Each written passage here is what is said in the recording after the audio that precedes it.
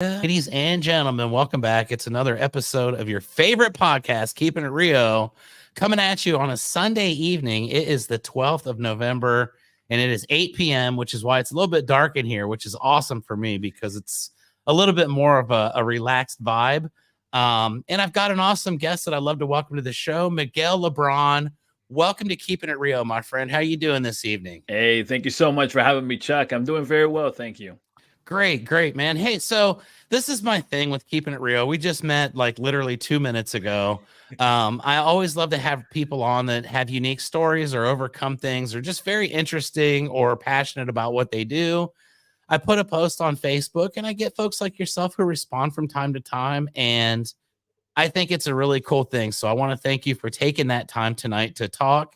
Without any further hesitation, my friend, why don't you tell us a little bit about yourself? Certainly. So I am the oldest of seven. My mother migrated from Puerto Rico to Rochester, which is where I'm from, Rochester, New York. She migrated at the age of 18. And early on, by the time she was about 20, early 20s, my older brother was born. Shortly thereafter, I was born. Unfortunately, my father had an addiction issue. And because of this, that marriage did not last very long. In fact, by the time I was 2, my mother and father divorced. And so because of this, again, he was in and out of jail and in and out of addiction and in and out of my life. It wasn't until I was about 15 years old or so that I tried to establish a relationship with my father. Unfortunately, again, addiction just creeped in, took the better of that moment.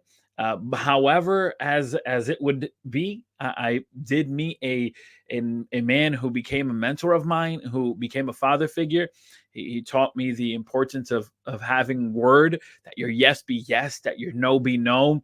He taught me the importance of showing up, even when nobody expects you to show up. Just show up, raise the bar for yourself. And so he became a mentor for me, and I worked with him in his nonprofit organization. And then I moved back to Rochester, and it was here where I met my wife. I started a family, started a business. And yeah, I've been helping individuals identify their values and align those with their habits so that they can accomplish their goals. I want individuals to feel what I felt when I was 15 years old, that spark, that belief that indeed I can accomplish something despite what may be happening. All right. Well, this is going to be a great episode. I can tell already because that's fun to talk about, right? I love the fact that a lot of people that are on the podcast are personal development, personal growth, always wanting to be a little bit better. And that's basically the way that I kind of structure my own life is I try very hard. I mean, sometimes we, fall off course and whatnot, but I try very hard to focus on habits that can, get me into better places, put me in places that I've never been before. And it's a very interesting subject for me. So let me ask you this. At what point in your life, you just said, you're 15 and you're excited and life's good. And you want to start helping other people at an early age.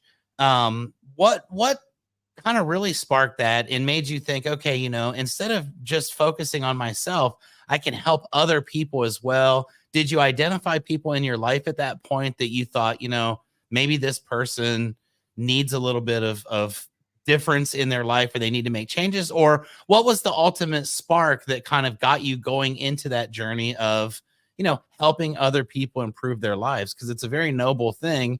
And I know that, early on, it probably doesn't pay super well either. So it's a passion project. So tell me a little bit about the early days there and what really intrigued you and got you into what you're doing. Yeah, so my mentor, he was a director of a nonprofit organization. And so he saw in me something that I just didn't see in myself. And what happened was that he saw an opportunity within the organization that he was leading where I could be of service. And he put me in a position and he said, hey, listen, he offered it to me and said, hey, listen, this is not a title position. There's no pay in this position, but this could be a position where you could just show up and you could learn and you can develop. and maybe it will spring into something new. And precisely that's what happened. It put me in a place where I could serve more people, where I could identify different needs, where I can come up with ideas. And so soon enough, I found myself leading a group of 20, 25 youth members who really just started doing something that organically, right? I mean, it was just an explosion. And that was a foundation that kind of moved with me. I remember when I came back to Rochester, really I was burnt out. The experience of going to Puerto Rico and living there, a place that, although my family is Latin American, although my family is Hispanic, I had not really gotten into the culture the way I did when I got to Puerto Rico. And so those couple years that I was there was a culture shock. I knew Spanish, I knew the food, I knew the cuisine, I knew some of the style, but just living there was such a massive culture shock. And being able to have that experience of, despite the culture shock, being able to serve, that was really the foundation. And I remember coming back to Rochester, coming back home, and I was burnt out. Chuck, I didn't want to do anything. I didn't want to help anyone. I didn't want to speak, teach, anything that I was doing. I just wanted to bury that old person. And, at this point, I'm 16, 17 years old, and I wanted nothing to do with it. But somehow, everywhere I went, people would identify me. I don't know if it was because my mother was just telling everybody what I had done, or what the case was, but everywhere I went, people just knew and were able to identify me. And so, ultimately I said, what else am I going to do? I started teaming up with nonprofit organizations, as I had done before, and I started engaging again in service and in helping other individuals. And it is a powerful thing when you see the life that is transformed only because you just showed up. Oftentimes we think, well, I have to say something extraordinary, or I have to do something that's powerful. And really, it's just showing up. Showing up makes a massive difference. It truly does. And I think that, consistency is key. That's the one thing that I really preach in my life. And this is really kind of a personal episode for me as well, because there has been, the last 3 years of my life, a transformation as far as physical. I lost almost 100 pounds. I changed Chuck, man, congratulations. Well, thank you. And it's one of those deals where you one day you're looking at yourself in the mirror and it's like, wow, like it took a moment for me where actually it was something I was supposed to be proud of, which was a speaking engagement that I was going to do. And it was the first time in my life that I had one of those cards, that had my face on it. And I was one of the featured. And the problem was, Miguel, I looked at this picture and I was like, who's that guy? Like, that dude is like morbidly obese looking. Yeah. He doesn't look good at all. I wouldn't want to listen to him. And then I looked at it and I was like, oh, it's me. Yeah. And I instantly was like, well, I've got to do something because I don't like the way I look. And it was giving me, confidence issues, so on. And I started that day. And here we are a little bit over 3 years later. I get up every morning. I go to the gym. I make it a habit. I've gotten, a routine going now where it works and the results have been amazing. But it's been, a 3-year journey. And every day for 3 years, you don't feel like getting up and doing what you're supposed to do. And I know a lot of people can kind of fall off because it's easy to fall off. Mm-hmm. Let's talk a little bit about the difference between motivation and discipline and why, being motivated is cool. You go to a conference and the next day you're pumped up, but a week later you've kind of given up on whatever it was you were pumped up on. But the discipline that it takes to accomplish these goals and to set these habits. Do you have an example of someone that you've maybe started working with and they were, acknowledging their faults, they were in a bad place, needed your help, and then you can kind of assess the situation with them, walk them through the steps and kind of see that transformation? Do you have any examples of those that you'd like to share on the podcast? Because I think those are the coolest stories. Yeah, for sure. First, let me say, Chuck, man, your story resonates with me massively. This year, I've done a massive transformation of my own. I realized by the help of my wife that I was snoring when I would go to bed. And so I decided to see early on this year, I saw a sleep doctor and I realized that I needed a CPAP. And so I used a CPAP to sleep. And so a couple of things I did in my life, I went ahead and started using a CPAP. I went ahead and increased my water intake and I fixed my sleeping schedule. And so when I did all these things, I communicated with my wife on the fact that I was going to be doing these things. The next thing I did was that I implemented a workout schedule because, early on in my younger years, I was working construction, working manual labor. And so you don't even have to think about being active, in your early 20s and working those type of jobs. But as I've grown professionally and now I'm sitting behind a desk and it's like, you have to make it a priority. And so I decided that on top of all those things that I was doing, I was now going to go to the gym. And that was February of this year, of 2023. And I'm sitting here in November on a Sunday. And I'm happy to say that I've lost nearly 20 pounds in that time. Right. And so your story resonates with me. But to the question of the difference of motivation versus dedication, truly, I think that one of the things that happens is that you can be motivated and even inspired, right? People are watching, listening, and then they walk away inspired and say, man, I'm going to start working out. I'm going to start eating better. I'm going to start doing this. But the dedication part of it is doing it even when you don't feel like doing it. Now, oftentimes when we talk about commitment, I think there's something there that we haven't. I feel as though as a general, we haven't really tapped into that conversation of commitment. And what I mean by that is, when I purchased my house, I signed a contract. And I made a commitment that I was going to pay the mortgage, and the bank is happy when I pay the mortgage, right? It is a commitment that I made. Now, here's the thing, Chuck. I did not agree, nor did I commit to cleaning the bathroom.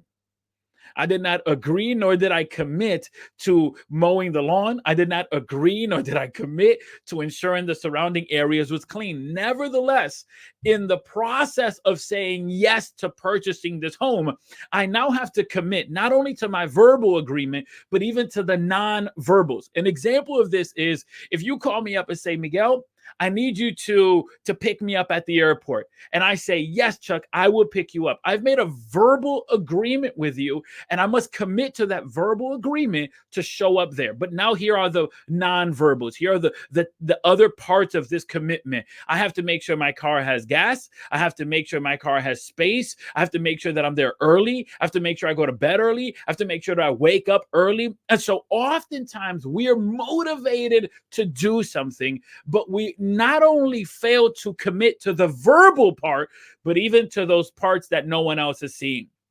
And I want to go to the gym. That's an awesome decision to make. But what are the parts that you need to commit to? Well, I'm married. And so if I'm going to go to the gym early in the morning, probably I'm going to use an alarm. If I'm going to use an alarm, I then have to communicate to my spouse, to my significant other, and say, hey, this alarm is going to go up at 5 a.m. Just want you to know it's going to go off at that time. Also, maybe we used to break night, watching some Netflix or whatever the case may be. That ain't going to happen because I'm committing to this. And so the difference between this motivation and dedication is the level of commitment that is required. It is zero commitment that is required to be motivated. You can be motivated to cook, to clean, to watch this, to do something else after this. You can be motivated, but the level of dedication calls upon commitment. And so that dedication doesn't just come by itself. It comes with commitment that I'm going to do this even when I don't feel like doing it. Because as you know, Chuck, there are times we go to the gym, we don't feel like going to the gym, and you still push through. And so there has to be, to me, that long-term perspective.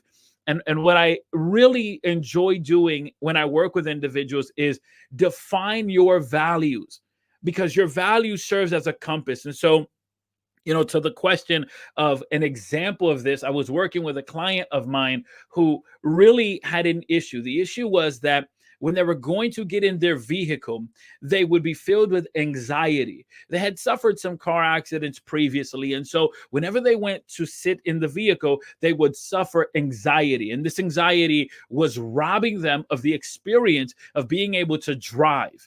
Not only that, but they enjoy driving with their significant other and going for long drives and going to the lake. And so this was robbing them. So we identified what is the value that's being affected here. The value was independence. Independence was very high on this individual's list. Unfortunately, because of the level of anxiety they were suffering, they weren't able to be independent because they had to rely on someone else driving, someone else taking them to work, taking them to wherever they had to be, or even the moments that they wanted to drive with their significant other, they couldn't do it. They couldn't be the one behind the wheel. And so after identifying the core value, which is that independence, and identifying the issue, we now begin to do the work. And so the task was simple. Can you walk up to the car? Well, yeah, I can walk up to the car. Okay, great. Sit in the passenger seat. Oh, the passenger seat isn't the issue. Great. Now move over to the driver's seat. Just sit there. Don't turn on the car. Just sit there. So for the last couple of days, several days, the individual would just open the driver door, sit in the driver's seat, and just sit there. Nothing else. Just sit there. Then now work towards putting on your seatbelt. Nothing more. No big things. See, I believe that practical goals lead to a radical life. And oftentimes we establish these crazy goals off of motivation, but there's no commitment and there's no dedication because it's just too big for us to fathom. And so after a while, we worked up to the point where they were able to sit in their car, in their driving space, just in their parking lot, sit in the vehicle, seatbelt on with the engine on. That's it. And I never forget, Chuck, that moment that the individual called me and said, "You won't believe it, Miguel. I drove to work." You know, it's very fantastic because their job was only a couple blocks away from their house, but they were so filled with energy because I did it. I actually got in the car, put the seatbelt on, turned the engine on, hit reverse, and parked and went to the job. And they were so excited because what they gained was their independence. This is where values is so important because it is the compass. And so in the moment where you're like, man, I don't feel like working out, I don't feel like doing the work, I don't feel as motivated, that core value is what guides you through. Yes, sir. What an awesome story that was. And it really it kind of magnifies that entire concept that I always love to preach is, 1% better today than you were yesterday. And that's all you have to be. Everybody, sometimes it seems like focuses on the end game and, the finish line. And it's always been about the journey for me. I've done all kinds of crazy moves in my life. Like back in 2010, I just relocated one day. I was working at this company for 12 years. They asked me if I wanted to go to North Carolina. I said, yeah, let's go. And I didn't even think about it. I just moved to North Carolina. I opened a branch of this roofing supply company from scratch, did the whole thing. And in those moments, you really start to realize the importance of the small wins, because you move to a place where you've never been. You don't know anybody. And I did it again here in San Antonio. This roofing company that we have, Rio Blanco, we bought it in 2019. It was out of business. So I came to San Antonio where I had actually never been before in my entire life. I spent a half of an afternoon here one time and came here, didn't know anybody. You have to start with something, as a realistic goal. Now I come in and I'm a high level producer at other companies that are like the one that I'm at, but nobody knows who you are. You're already underground basically because you went out of business. You start learning the value of those small wins every single day, and like you say, it's crushing at times. Yeah. And there are a lot of things. I think weight loss is another thing. People really get frustrated, and because they don't understand or they don't identify what the core value is that they're actually looking to fulfill, it just doesn't have any value. So let's talk a little bit about that process. How do you go about helping people understand what their purposes are, what their values are, why they're doing what they're doing, and then adapting their habits accordingly so that they can make those changes, even in times when, let's say you're teaching someone dieting, they go home and they eat a candy bar and they may not tell you, they feel guilty about it later though. And maybe that alters the I forget the word I was looking for there. The behavior. I'm sorry. Right. Tell me a little bit about that process for you, identifying those values and then adapting people individually, because everybody's different, into the path that they need to be better. Yeah. So to me, Yeah. So to me, success is a specific yet evolving endpoint. And I think that's important to define because when we establish a goal, oftentimes we have the fear of pivoting. I'll give you a personal example. When I started going to the gym, I wasn't lifting weights previously or anything like that. So I said, okay, I'm going to start with low weights. And before I knew it, I was, midway a couple months ago, actually midway through this year, I was lifting heavy weights. But then I really evaluated because initially my goal was, okay, I want to start lifting heavy, but I started low, started increasing every couple of weeks to a point where I got really lifting fairly heavy for me. However, I reevaluated what I was doing and I realized, man, yeah, I'm lifting heavy. Yeah, and that's what I want to do, but my form could be so much better. And I didn't want to sacrifice my form just because I wanted to hit a specific target that I had previously established. And so I pivoted. I said, let me lower back the weight. Let me make sure I'm getting the range and motion. Let me make sure I'm getting all that tension. Let me make sure that I'm getting the form correct. And once I've dominated that, then I can go back and scale up. And so to me, it's important to define that success is a specific yet evolving endpoint. Because as I gather together with individuals, as we begin to converse, oftentimes they have a dead set vision in their mind. And while that is great to be committed to a vision, as we've already mentioned, the issue is that oftentimes we're not willing to pivot. You talk about your story of being willing to pivot. It's like, all right, I'll go to that city. I've never been there. Forget it. Let's pivot. Let's move. There's a lot that's riding on this decision, but it leads you towards that fulfillment, to that final accomplishment. And so one of the things that we do is, having defined what success is and what it looks like for that individual, meaning what is that specific end point, then we say, okay, now let's identify those values. And so we sit down, we go through a list of values. And I always say, as a rule of thumb, establish 4. So let's say you're looking at a list of about 40 values. From that 40, narrow it down to 4. And this seems oftentimes like a difficult task, and it can be. It is a very challenging task. But what I always suggest is, what you want to do is define these words for yourself.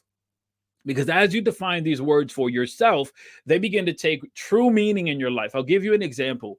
For me, one of my core values is legacy.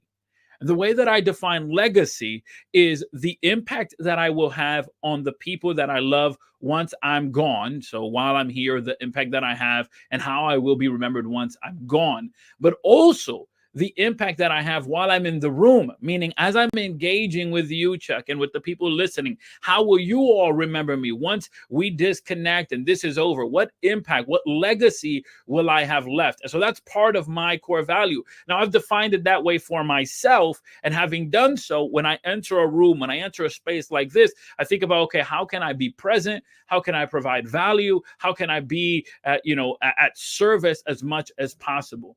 And so once we've defined these words, now we begin to do the real work. How does this align with the goal or with the definition of success that I have? Because oftentimes there's a massive disconnect. Now, one of the most important things really is aligning my habits with these values. So I'll go again. If my value is legacy, then I have to then create a habit where I'm looking for opportunities to build a legacy. That is, I'm present with my daughters. I'm present with my wife. I'm present with the people that I serve in my organization. I'm present in moments like these. I'm looking for ways that I may listen, that I may engage, that I may provide value, not necessarily solution, but always value to the conversation that's taking place. Again, just showing up. And so it goes that way. It's number 1, identifying what success looks like for me. Number 2, identifying my core values. And then number 3, identifying how the habits that I want to have align with these core values. Because oftentimes we don't realize that the habits that we currently have are habits that we have formed out of, the necessity of survival, the bad role models, the negative experiences. And then we also don't realize the triggers, right? It's like the individual who's trying to fix the way they eat or their relationship with food, but doesn't realize that they're emotionally eating. And so it's like every time I feel sad, I grab a Twinkie, or every time I feel sad, I grab a plate of rice, or every time I'm frustrated or irritated or bothered, and I don't realize it. So I have to come to the realization, okay, what are the triggers that are making me reach out towards this habit? What are the triggers that are making me line up with that habit? And then if that habit does not align with my value, then it also doesn't align with my desired future state. What is a desired future state? It's if all things were fair, if all things were equal, if nothing stood in my way, what is the life I want to build for myself? And as we think about that, now we begin to really reprogram our thoughts, because that desired future state is not too far away. It just requires a version of me that is committed to my values, that is committed to honoring my values, that had habits that build towards those values, and is consistent in the vision of success. Wow, that's beautiful, my friend, and that gets that's how you get it done. So let me ask you this: as you're going through these transformations in life, we've already kind of covered the fact that, you know, motivation's great. It's hooray, good for you. You're making it happen. But then it's raining out and I don't feel like getting cold or wet today. So I'm going to stay inside. I'm going to just kind of hang out instead. I feel guilty after the fact. And then because of that guilt, I fall back into a pattern of the old behaviors, almost because I feel like I've accepted mediocrity at that point, or I've kind of given up. Right. And I'm talking in general of people, not just myself, but I've been there. You know, there have been times where I've woke up at 11:45 at night and gone and run my 3 miles in a rainstorm because I felt like I was going to regret it in the morning. But a lot of people get to that point, and I guess it's just human nature to just kind of say, well, oh shucks, you know, it sounded good. I was going to do it, but XYZ happened and it prevented me from doing it. So I'm just going to go back to the comfort zone that I was in. When you find people in that state, how do you go about getting them back out of it, or getting them turned around to where they get their mindset back to where it needs to be to keep moving forward? Because it is very easy to feel defeated. Obviously, it's easy to give up. And, you know, that's a lot of the times the way that people got into the original position they were in. So how do you go about transforming someone who's reverted back after they've started having some wins, gained a little confidence, and then had it taken away? Yeah. You know, I had a recent situation just like that you're mentioning, with a client who kind of had a setback. And because of this, they were like, forget it. It's not worth doing any of this, you know, and just kind of really getting down on themselves. So I gave them the space to vent, gave them the space to express those frustrations. And then once they were done, I just sat in silence. You know, one of the things I've seen, Chuck, is that a lot of people don't like to sit in silence. And so when it gets real awkward for them, they'll just start trying to filling up the air. And so, you know, I just sit in the silence. And after a moment of silence and just kind of sitting there, they look at me like, hey, say something, say something. So I say, are you mad? Yeah, I'm mad. Are you frustrated? Yeah, I'm frustrated. Good. Feel that anger. Feel that frustration. That frustration is an indication that you understand you can do better. So do better. Don't just use that emotion to go backwards. Use that emotion to build the you want to be. Because if you use the frustration or the letdown or the disappointment of, man, I didn't wake up on time, I didn't eat the way I wanted to eat, I didn't do this, I didn't do that. If you use that feeling to go backwards, then where does all the progress you've made, how does that value, how does that stack up? And again, go back to your core values. And if your core value is, you know, faith, family, if these are your core values, it's like, man, I didn't show up for my family the way I wanted to. Okay, how can you change that? You know, there's 24 hours in a day. How can you change that? Before midnight, how can you change that? And it's like, again, we think about it in such a massive way, in such a radical way, where it's like, no, let's get real practical. So let's say, you know, the individual is listening right now. Maybe your values is family. And you're like, man, I just didn't get to spend the time I wanted to with my family today because of the agenda, the emails, the this, that, and the other. Great. Take a moment, find a pad, find a pencil, write out a letter, give it to your children or put it on their nightstand, give one to your spouse. And that is a way for you to have impact with your children. When they wake up the next day, believe me, children will just forget about yesterday and start a new perspective. And so it's like that practical step for many individuals, it just seems too simple.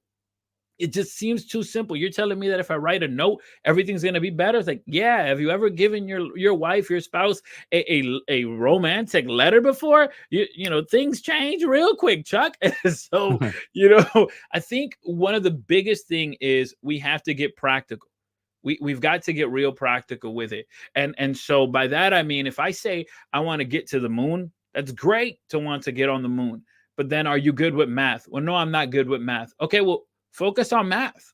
Focus on algebra. Focus on, you know, working the science, and then work your way up to, you know, confronting your fears of height or whatever the case may be, so that you can work your way up there. So the individual that's frustrated because, man, I didn't hit the mark today. It's like, today isn't over, bro. Today is not over. If it's still the middle of the day, if it, like you said, you know, 11 p.m. and you're like, no, I'm still going to make the run. Great. You felt frustrated. You felt irritated. You felt bothered. Great. Make those feelings count. Make those emotions count. Use that energy and say, I'm going to push beyond the perceived limitation. I refuse to go backwards, and I refuse to stay stagnant. So let's keep marching forward. Yes, sir. And that's, you know, it's not easy, folks. If it was easy, everybody would be 100% of what they want to be in life. And that's the beauty of it. It's never that. So let me ask you this.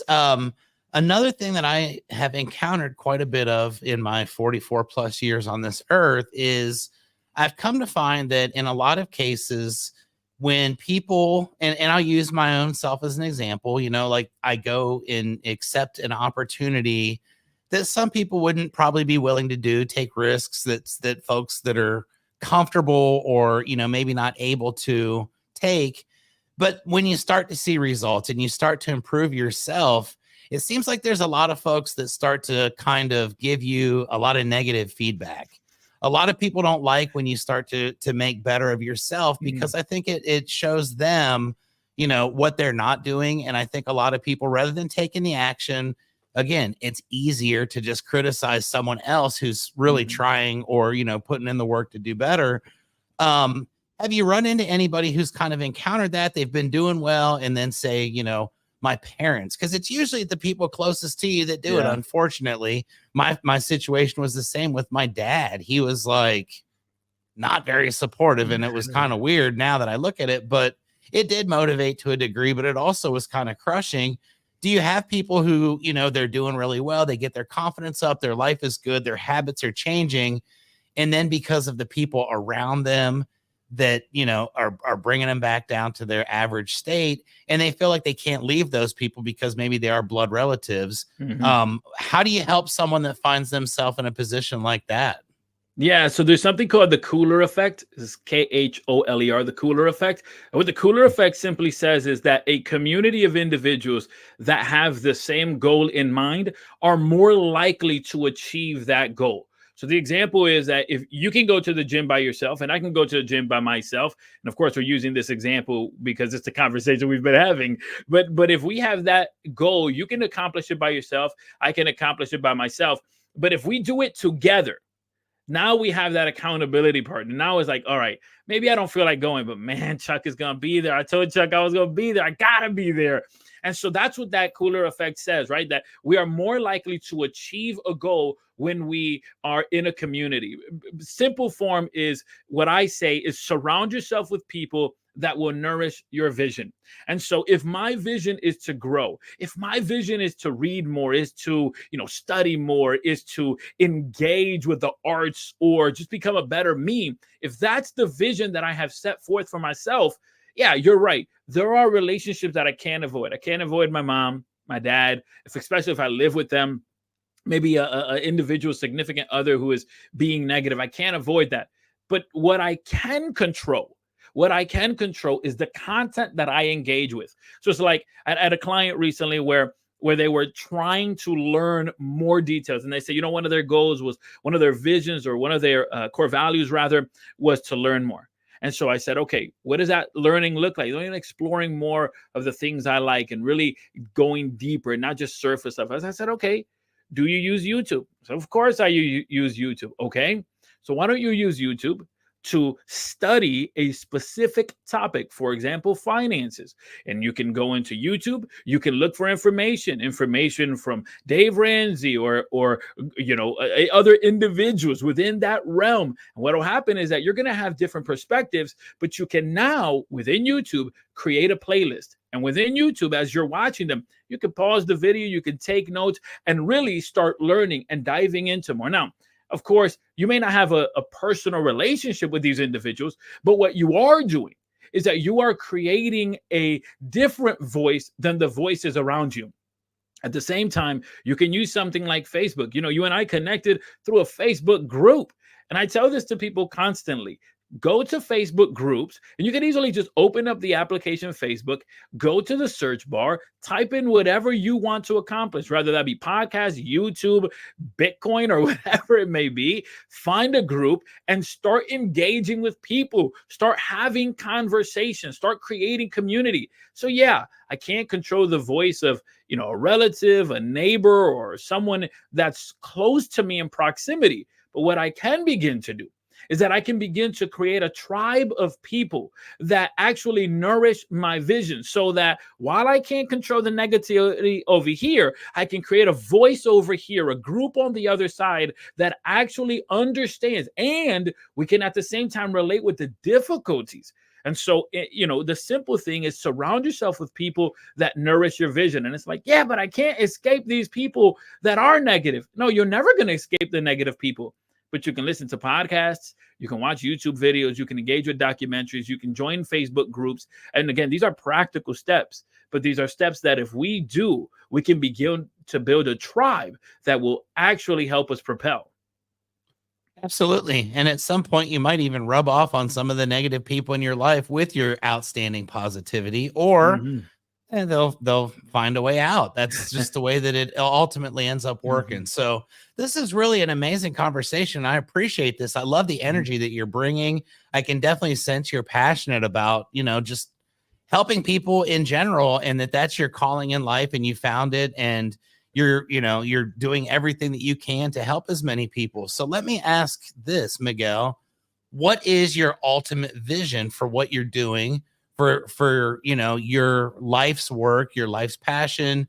What do you see as your, you use the word yourself, legacy, 50 years down the road, 100 years down the road, when you and I are long gone, but people are still watching our podcast? Yeah. What does that look like to you when people are speaking about Miguel after the fact? You don't want to think about it like that, but what do you want people to say about you at your funeral, I guess, is the kind of morbid way of looking about it, right? Yeah, in 2015, my daughter was born. I have 3 daughters. And my oldest is 10, my middle child is 8, my youngest is 4 years old. And when my second daughter was born in 2015, it should be an exciting time. She was born in September, and it was an exciting time. However, by the time December rolled around, my mother shared with us that she was suffering from cancer and that the doctors did not guarantee that she would survive. Indeed, she didn't. Early 2016, she passed away. And when she passed away, this really got me thinking about my legacy, because of the legacy that she left behind, the impact that she left behind. People would come up to us and talk about how she made them laugh, how she served them, loved on them, helped them, the faith that she kept even to the end. I mean, it was impactful. And even thinking about it, it just, it brings back so much emotion. But that moment caused something in me where I started to think about my legacy, and I started to think about how will my children remember me, and how will the community that I serve remember me. And so one of the things that I started doing a few years back was that I started podcasting. The reason I started podcasting, while I want to engage with individuals within the personal growth realm and really provide value to the audience, really selfishly, the reason I podcast is to create an archive that my daughters can always revisit, and they can understand what I stood for and who I am and what I believe in. And so when I write, articles, when I produce videos, or when I stand on stages, or when I do any of these things, I do it with the mindset of, if this is the last time my voice is going to be heard, I want my daughters to see that at least I shared my story, that at least I shared my voice. So when I think about 100 years from now, my mind elevates to how my grandchildren or great grandchildren will think of me. That while I will obviously not be present physically, but that the lessons and the values and the ideas will live on through the power of podcasting, of blogging, of YouTube, etc. And so, if I were to write out my eulogy, which I've engaged in the task before, it's a powerful task that I do encourage everyone to do.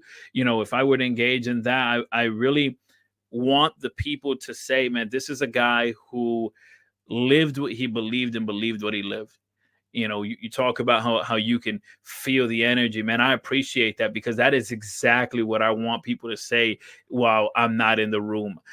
This is a guy who stood on his ground and really stood for what he believed in, and you can see that through that. That's what I want it to be. Again, I go back to the early ages of 15 when I had my mentor who just simply said, Miguel, a man who says yes must stand on that yes, and who says no must stand on that no. You can't waver and say yes today and no tomorrow. You have to be firm. There has to be a standing. There has to be a line in the sand, if you will. And those are one of the things that has stood with me up until this point, and beyond will stay with me. And so, yeah, I think about 100 years from now, I think about how my family will think of me and the people that I've served, and the lessons that I've left behind. Man, that's strong. And that, we live in a world where nowadays, especially, it doesn't take a lot to be able to say, hey, I'm a coach, I'm a consultant, I want to help people. And a lot of people get into it for the wrong reasons. It's very well paying, I can tell you that. I do consulting as well, and roofing for roofing companies all over the country, and I get to go travel and visit them. And I would do it for free because it's all about helping, and it's all about that, how do you want to be remembered? People are going to say, well, this guy, when he came in, you could feel the energy, you could feel the vibe. It shifted. He was positive. He tried his best to help as many people as he could. And it just completely comes through with you 100%. You're genuine, and it's very obvious. So I definitely hope that everything goes exactly according to plan. And then you multiply that by 1,000 in your life, because you're doing it for the right reason. And that's awesome. Let's ask this question. If there are any people that are watching Keeping It Real right now, which we've already determined it's going to be millions. So yes, sir. they want to, they identify in their lives that maybe there's something that they saw here in this episode. Maybe they've been thinking about it for a while anyway. I need to make a change in my life, but I don't know what to do. I don't know who to talk to, who to call. Well, now you guys know who to talk to and call. You call Miguel, right? How do the people get a hold of you? How do they follow you and kind of see what your journey is, as well as, seeking your assistance with changing their lives and making them into who they ultimately would rather be than what they currently are? Yeah. So I would say head over to strategyrewind.com. Strategyrewind.com is the website where you can find my podcast, Strategy Rewind, which focuses on the mindset and strategies needed for a breakthrough moment. But also there, you'll find my newsletter that we pull out every week. And so you'll get information straight to your inbox. That's a direct way that we can communicate with each other. You can subscribe there, and it's totally free. And then from there, we can either set up a 30-minute strategy session. And that strategy session is really to get an understanding if we can work together. Where are you, where you want to be, and the possible tools and resources that I can bring to the table in engaging with providing said service. You can put a bunch of people together, but often, the jigsaw doesn't work. An example of this is in the world of basketball. Carmelo Anthony was an excellent basketball player. And you had Phil Jackson, who was an excellent coach. Now, Phil Jackson worked with Michael Jordan, won a couple of rings there in Chicago. Phil Jackson worked in LA, worked a couple of rings over there with Kobe. And yet in New York, you put Phil Jackson with Carmelo Anthony, and for some reason, they can't win a title, not one whatsoever. And so I understand that, we may not always be able to work together, but if there's value that I can bring, I would encourage you, again, head over to strategyrewind.com, subscribe to the newsletter, subscribe to the podcast, and hopefully we can connect through a 30-minute strategy session. There you go, folks. I hope you take advantage of that opportunity to work with Miguel. And Miguel, I can't thank you enough. Like I said, it is Sunday evening. You're in New York, so I think you're an hour ahead of me. So it's almost 10 o'clock for you. Thank you for taking the time. This has been an absolute joy. I definitely appreciate the energy. Like I said, it's coming through the screen very well. And this has been a great episode of Keeping It Rio. I want to thank my sponsor real quick. I sometimes forget to do this, and it was reminded to me the other day. My sponsor is roofer.com, and I'll tell you real quick about roofer.com if you've got a second, Miguel. This is a software program that was created by actual roofing professionals who have been in the industry for their entire lives. They understood the need for certain things that roofers could utilize to make their lives easier, could streamline their process and make their life ultimately much better. They created a program, roofer.com. Basically, what Roofer is a program that can take you from your initial contact with your homeowner all the way through the entire process up to the final payment, everything included in there. And it is absolutely the most amazing program ever created for the roofing industry. So I thank Roofer. They're going on my second year as my title sponsor. Absolutely an amazing company. If you ever get into roofing, I highly recommend using Roofer, and everybody that's in it knows that I sing the praises daily. So thank you guys again for watching this episode, for all the support you give for Keeping It Rio. Until the next time, I'm going to end it again with my cheesy, corny tagline, which is keep on keeping it Rio. Miguel, thank you. Until next time.